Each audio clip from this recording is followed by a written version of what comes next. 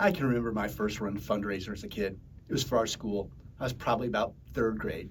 I was so awkward and it felt so weird. What made matters worse, at least from my perspective, was that my parents insisted that I walk in and introduce myself to the branch manager, Mr. Al Hume of the local Commerce Bank in Crystal City, Missouri, a town of about 3,000 people 30 miles south of St. Louis, where I grew up.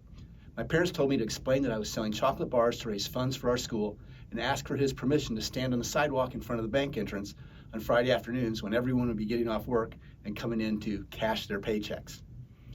The bank manager was an older gentleman with gray hair, a blue sport coat, and tie.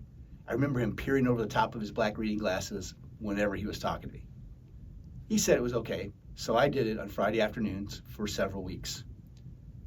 While my parents sat in the car in the parking lot, supervising from a safe distance, I got my first taste of fundraising. I knew it was for a good cause, so I did it. But what didn't feel good was asking people to buy a candy bar for $1, even though I think around 50 cents of each sale went to my school. I knew that these nice people could get a regular chocolate bar at any local store for about 25 or 50 cents, literally a quarter to half of what I was asking them to pay. And even at that age, it just didn't seem right and it didn't feel good.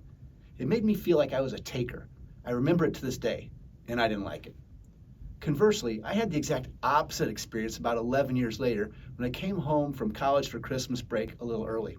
My mom, who taught 5th grade, said that the Santa that they had lined up to visit the elementary that day couldn't do it. So she asked me if I'd mind dressing up as Santa and talking to elementary school kids for a few hours. As you might expect, the 5th graders pulled on my beard and told me I wasn't real, which was fine. I knew what I was getting into. But the kindergartners and the 1st graders treated me like, well, Santa. They came running up to me. They wrapped their arms around me and they hugged my legs with all their might and they told me, Santa, I love you.